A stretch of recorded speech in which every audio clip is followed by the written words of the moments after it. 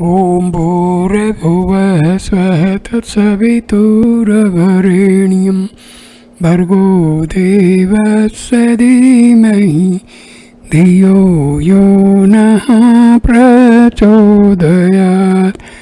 ॐ शान्ति शान्ति शान्तिः। Namaste my dear friends, I am giving you a very wonderful video about the teachings of Sri Ramana Maharshi. In this video, I am going to explain Sahaj Sthiti and Sphurana. This is in the form of question and answers. Question put by the devotees and answers given by Maharshi Ramana. Question. Then what is the Sahaj Sthiti? Bhagwan. No description is possible. The reflected being, consciousness which is localized in a physical body, is destroyed. After this is destroyed, that alone remains which has always been. It is the absolute reality. It transcends dualities such as being and non-being, knowledge and ignorance, light and darkness, etc. It is that which is, that is all that can be said of it. That is what Yahweh stands for in the Bible. Although he seems therein to be a personal God guiding the destiny of the children of Israel, the Talmudic prophets of old knew the transcendental aspect, as did the Christ. God told Moses, I appeared to Abraham, to Isaac, and to Jacob as God Almighty, but by my name, Yahweh, I was not known to them. On the other hand, the term Yahweh occurs many times in Genesis. Is there a contradiction? No. Prophets before the time of Moses had known the personal God Yahweh, but Moses was the first to whom the transcendental, formless aspect was revealed. The earlier prophets knew the name but not its significance. They loved God and cherished His name but did not understand the meaning or import of the name. The name means I am that I am. God revealed the meaning of the name to Moses, whereas the earlier prophets had only been given the name.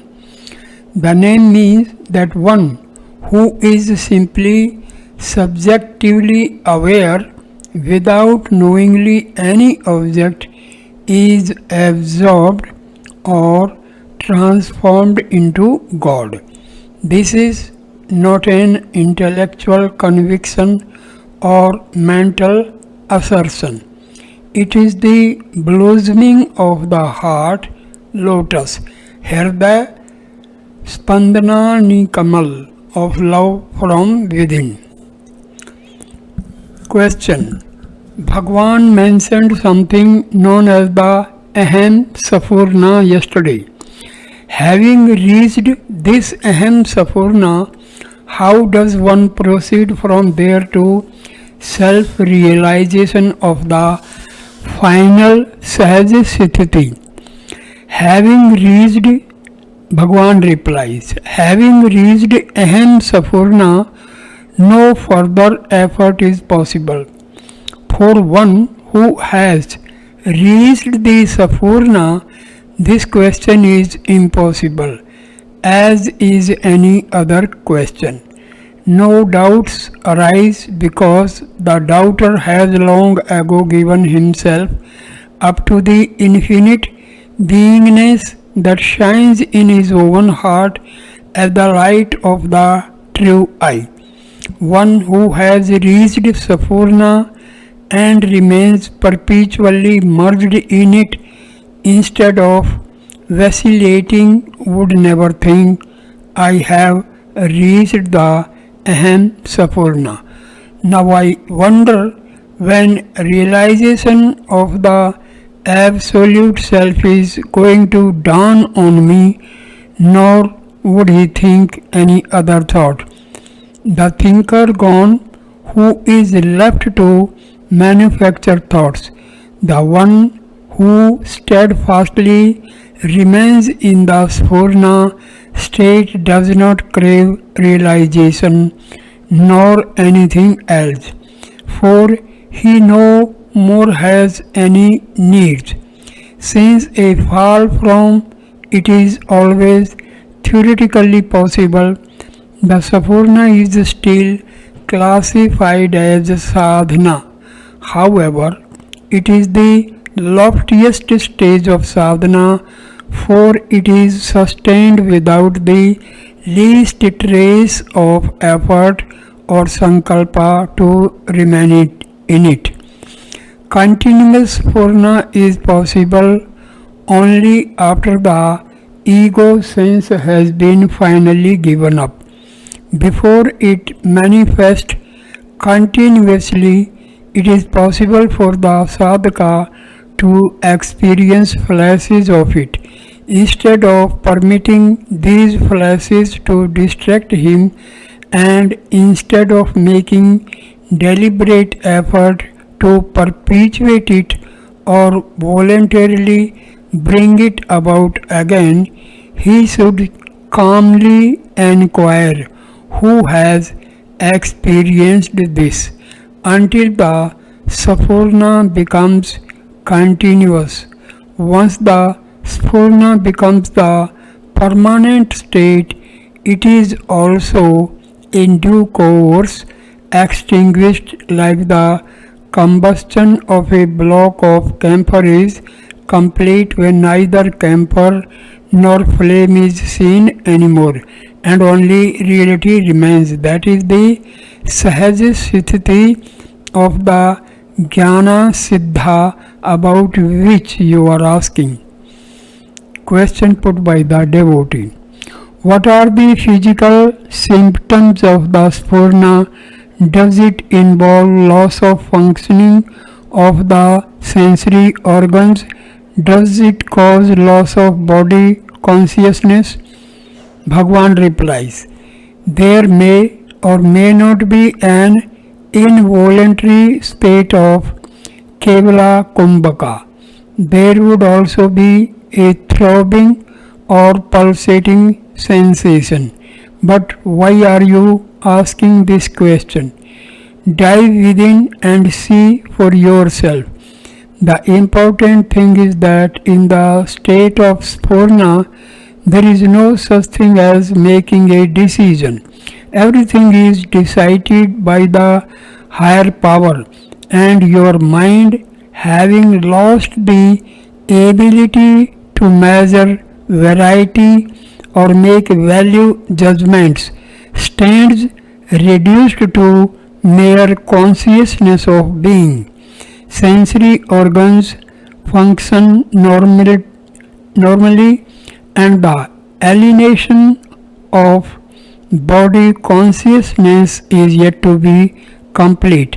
But the events of the outer world are mere witnessed detachedly without any aversion or fascination, as one watching a cinema picture without the slightest interest, Actions are not premeditated but spontaneous. The body becomes a tool in the hands of the Almighty. Ecstasy floods the soul and blinded by the spell of divine intoxication. One weeps and laughs, sings and shouts without apparent purpose. These are only visible external symptoms of the deep pulling within and may not manifest in all. I was like that in Madurai, shedding tears of longing at the Meenakshi temple without having the slightest clue why. Even the thought, why are we crying, did not occur. Not all may obtain the experience of weeping for God, not knowing whether they are weeping in the anguish of yearning or in the ecstasy of fulfillment and not caring. The important thing is whether inwardly the Deha Atma Buddhi or Kartritva Buddhi has been sundered or not. If the I am the body mind complex idea is completely abandoned, not a trace of sankalpa or volition remains. I did not decide, let us go to Tiruvannamalai. Rather, I watched the figure on the sofa gently touch his right shoulder with one delicate finger. Come here, that's all.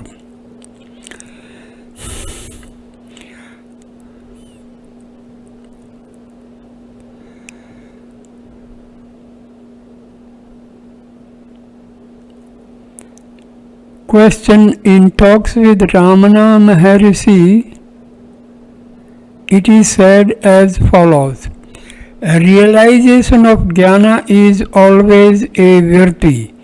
There is a distinction between virti jnana or realization and Swarupa, the real. Swarupa is jnana itself.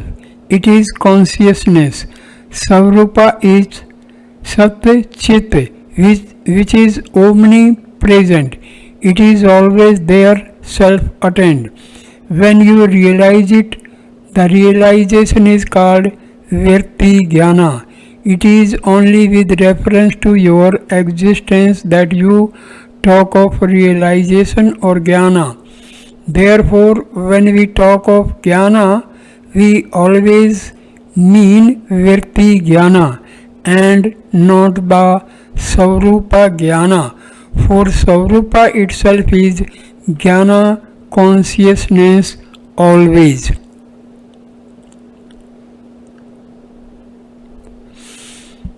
Further, the devotee asks Bhagwan to explain it further. Bhagwan now explains further. When the mind ceases to take any interest in the objective world and remain volitionlessly and effortlessly abiding in its native primeval state of pure beingness, it is Virti Jnanam. One may be said to have reached the state of Virti Jnanam only if and when his mind remains so, not as the result of any motive or objective, but because of the fact that now it does not know anything else. The mind, which was earlier consciousness concealed by a labyrinthine network of virtues, is now reduced into simple consciousness of being, to which effort or objective is altogether alien, then there is no question of straining oneself to remain still. Stillness is now the natural state. This is Manoni Virti or Virti Jnanam.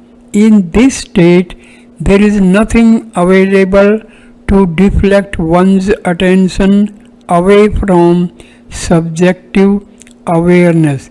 The mind remains transfixed at the point of its origin. The light of I can be clearly felt to be shining.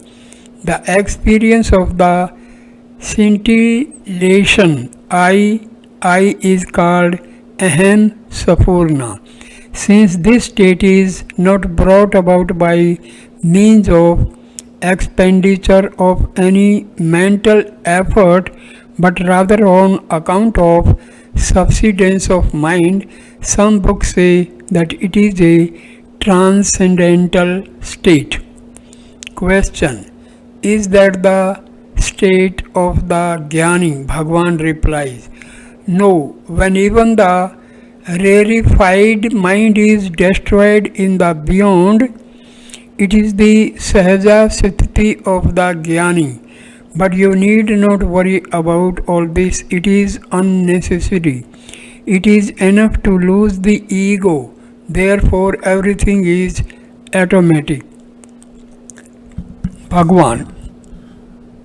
This phenomenon is called Aham Sphurana or I scintillation.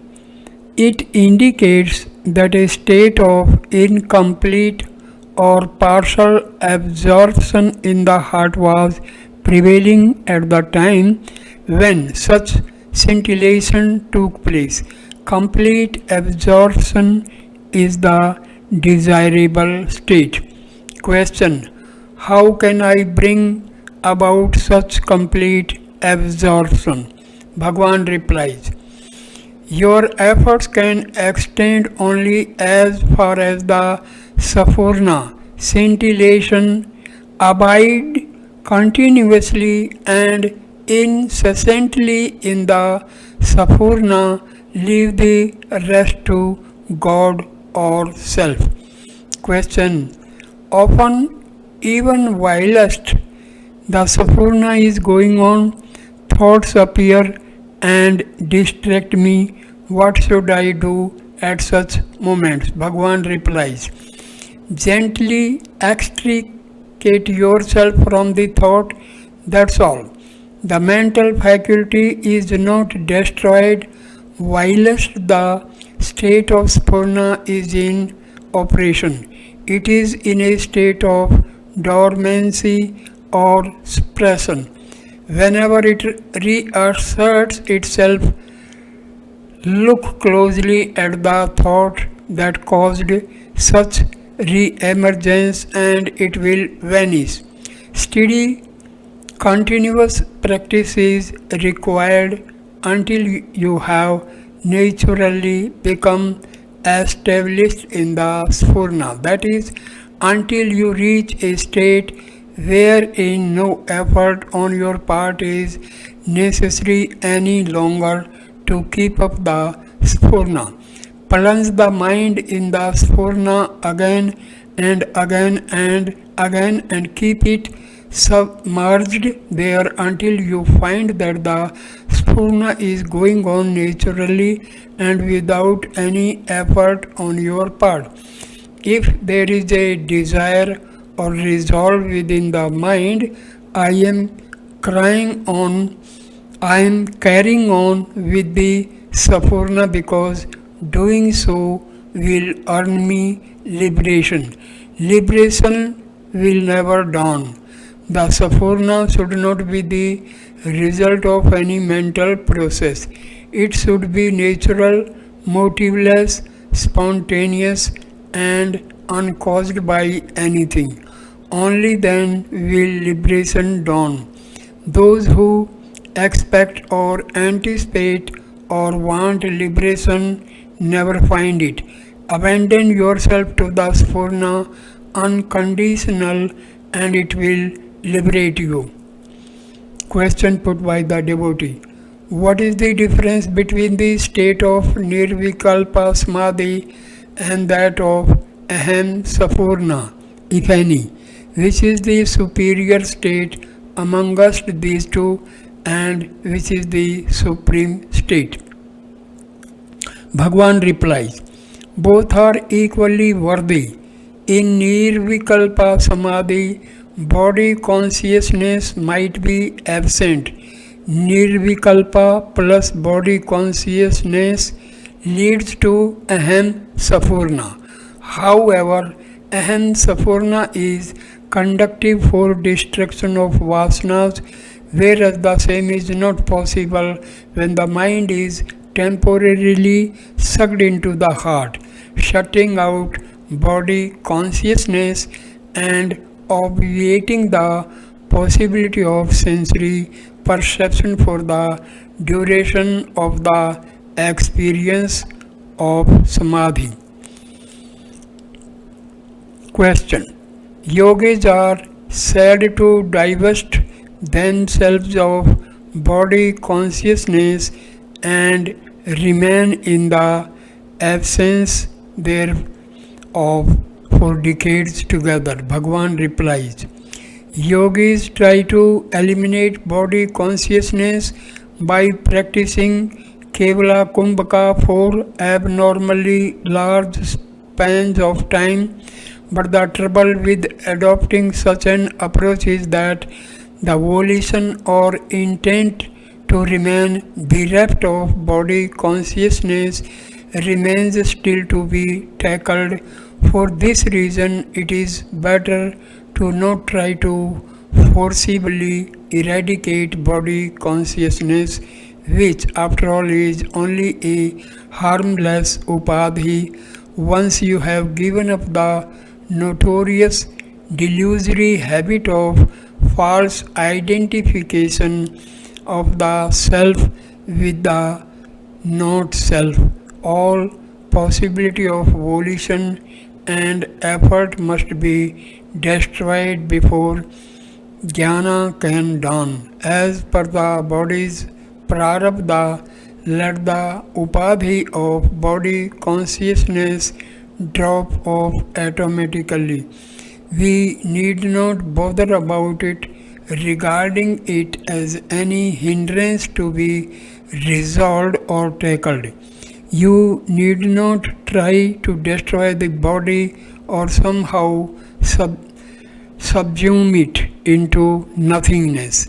Simply cease to identify or associate with it in any manner that will do. Trying to get rid of the body implies paying further attention to the body. Instead, channel attention away from the body and into the self. That is the thing to be done. As for the supreme spiritual state which you asked about, it is the Sahaja Sthiti of the Jnani. It cannot be attained by sadhana. No effort can reach it. Surrender yourself to it unconditionally and you will be absorbed into it. Vichara is only to prepare the mind for unconditional surrender. If you can surrender absolutely, where is the need for vichara and where is the possibility? Who would then be left to investigate? Question. Is the self located on the right hand side of the chest? Bhagwan replies, only up until it is necessary for you to admit that you have a body. Do you? Question. Yes, how can I deny it? Does not Bhagwan see this body talking to him? Bhagwan. The body does not say I am you. You say that you are it. When you have weaned yourself away from this erroneous attitude that you are somehow linked with the body, then you will know where the self is. The self is not anywhere, it is. Question.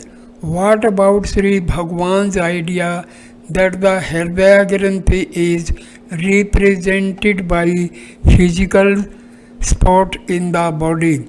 If the self is inherent only, does not this idea become invalid? Bhagwan. Discover the non dual self and we can worry about its relation to the body later, it need be, then not now. It is true that there is an orifice on the right hand side of the chest, fashioned like a tiny hole. This contraption remains always closed, but it is opened by vichara. The consequence is that Aham Sphurana shines forth. However, all this is only from a relative point of view. In actual fact, the Jnani who abides in the state of Ajata Advaita is quite irrevocably lost to physical reality. These explanations are not for him, they are formulated only to satisfy the curiosity of the man on the Calapham omnibus. Their truth is only as true as the truth of your own bodily existence and no further. Question. Will vivisection of the body by a skilled anatomist reveal the presence of this organ? Maharshi. No, it is on the subtle plane. Question. Well, using a microscope then? Bhagwan. I mean to say that in my experience it is purely a locus for accumulation of mental energy. It might not have any physical coefficient. However, a physical sensation of pulsation or throbbing might be felt at the region. The fact is, such matters are not at all important. The things to do, or rather undo, is to realize the self. Whatever you experience is beside the point. Who is the experiencer? That is the critical question. Question. In the Japanese concept of satori, the same as the Hindu concept of moksha. Bhagwan. No, story is spanda bharja, samadhi or aham Sphurana. What is the I? Is it the same as jnana? Bhagwan. No, I is the stage before the sahaja sthiti of the jnani. It is known as aham Sphurana, I pulsation. When the Sphurana becomes continuous, unstoppable and spontaneous, that is when it has solidified itself, so to speak, into a permanent phenomenon, it leads to the sahaja sthiti, the state of the jnani. In Vedantic parlance, aham Sphurana is known as virti jnanam. It may otherwise be known as cosmic consciousness. It is called cosmic because the mind in that state is in a generic form. That is, it is not held captive by the aham virti, the primordial mental modification I, for the duration of the experience. If the destruction of Purva sanskaras, latent predispositions, is incomplete, afterwards the aham virti reasserts itself and the flow of thoughts resumes itself as usual. The Sphurana, when held on to continuously, weakens the aham virti, which alone is the cause of the Hridaya Granthi, not between the sentient and the insentient, that is the ego, and bestows mukti, freedom from embodiment and future birth. Question. How to hold on to the Sphurana continuously? Bhagwan replies, the effort or will or volition to do, it is itself an obstacle to the shining of the Sphurana. If you remain as you are, the Sphurana shines forth of its own accord. Question: has Bhagwan said that the experience of Sphurana is accompanied by a prickly sensation on the right hand side of the chest? Bhagwan: leave alone the physical sensation. It might be brought about by the Sphurana, but it is profitless to think that merely having experienced the sensation means that you have accomplished something. The important thing is to always remain in the state of effortlessness and volitionless thoughtlessness. The subtle eye, which witnesses the fact of the mind remaining in this state, must also vanish. Only then is realization made possible. Question: sometimes you talk about something called Aham Sphurana. Is this the same as cosmic consciousness? Bhagwan replies: yes, it is called so because when in that state the subtle mind feels the heart as a pulsating vibration, the accompanying physical sensation on the right hand side of the chest may also manifest, but this sensation on the whole is not worthy of any deep consideration. If only serves, it only serves as an indication that the mind through long practice has become largely subtle and serene. It is a symptom of progress but should not itself be mistaken to be the goal. The important thing is for the mind to always remain in its native state of effortless and volitionless absence of thought.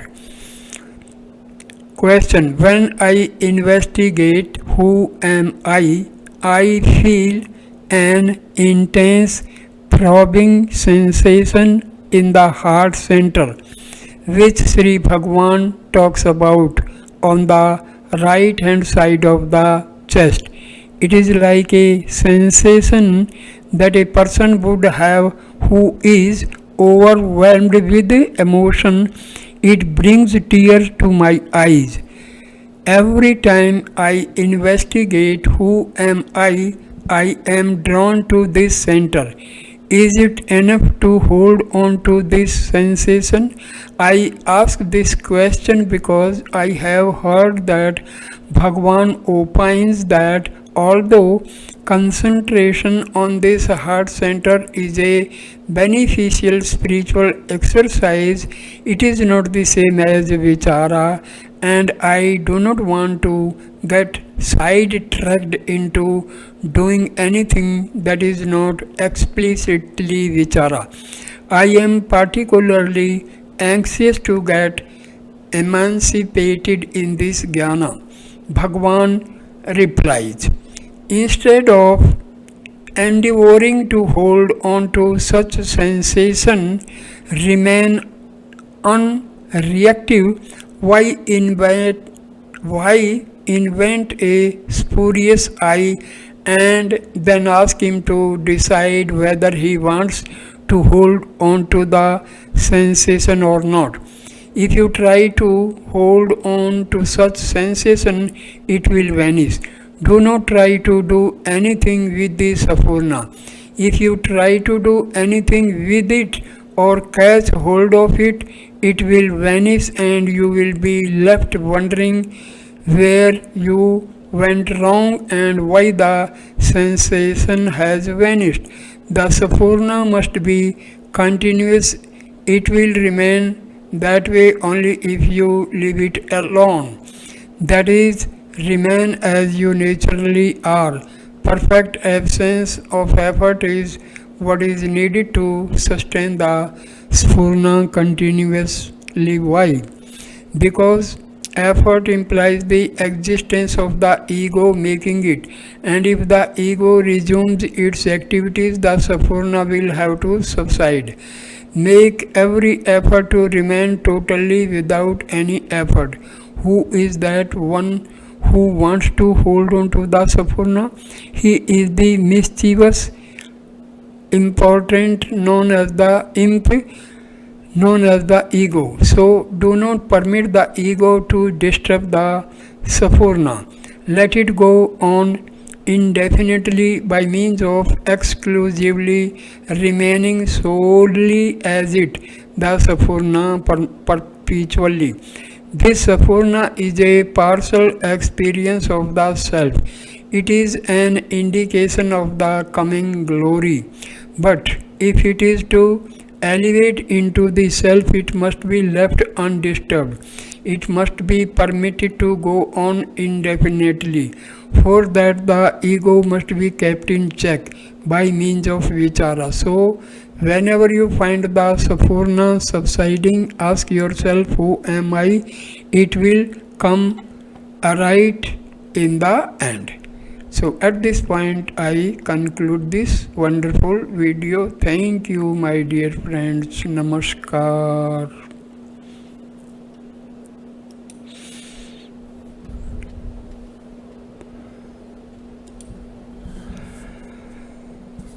A devotee requests Maharshi Ramana to give some more details about heart and its movements.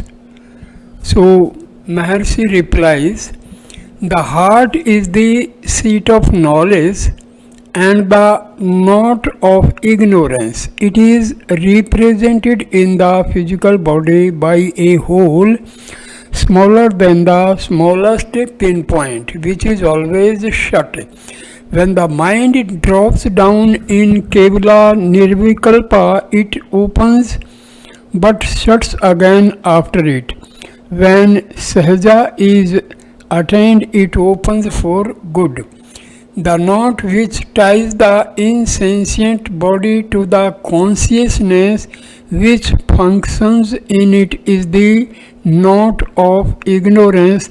That is why when it is loosened temporarily, as in Kevala Nirvikalpa, when there is no body consciousness, I used to feel the vibrations of the heart which resemble those of a dynamo. Even in school, when I developed rigor mortis many years ago in Trigonometry, every object and sensation disappeared except these vibrations.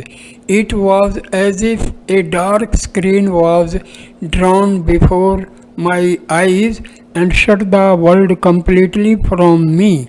But of course I was all along conscious of the self with a vague feeling that someone was crying near me. This state continued till just before I regained physical consciousness, when I felt something rush from the heart to the left chest and re-established life in the body.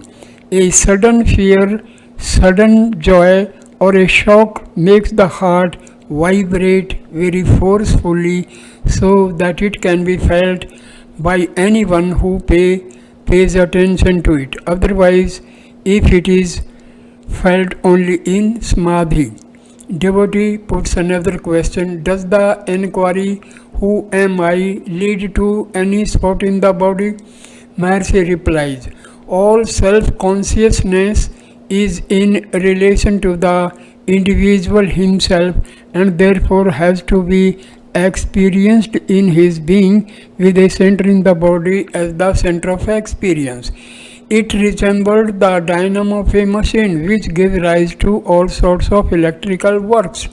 Not only it maintains the life of the body and the activities of all its parts and organs, conscious and unconscious, but also the relation between the physical and the subtler planes on which the individual functions. Also, like the dynamo, it vibrates and can be felt by the calm mind that pays attention to it. It is always to the yogis and seekers by the name Sphurana, which heart I throb ever scintillates with consciousness in the natural state. Devotee is the vibratory movement of the center felt continuously with the experience of pure consciousness or before or after it.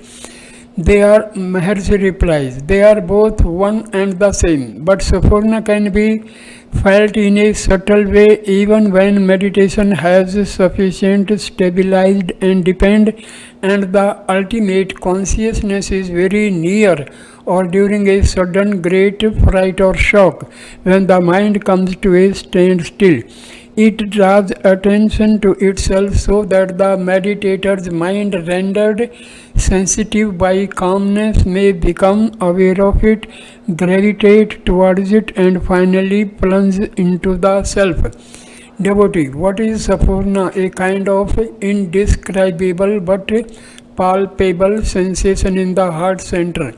Maharshi, Sphurana is felt on several occasions, such as in fear, excitement, etc. Although it is always and all over, yet it is felt at a particular center on particular occasions.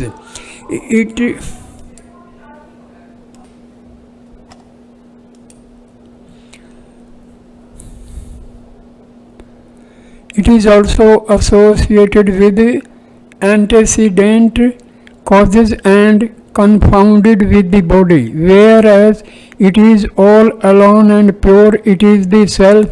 If the mind be fixed on the Sphurana and one senses it continuously and automatically, it is realization. Sphurana is pure. The subject and object proceed from it.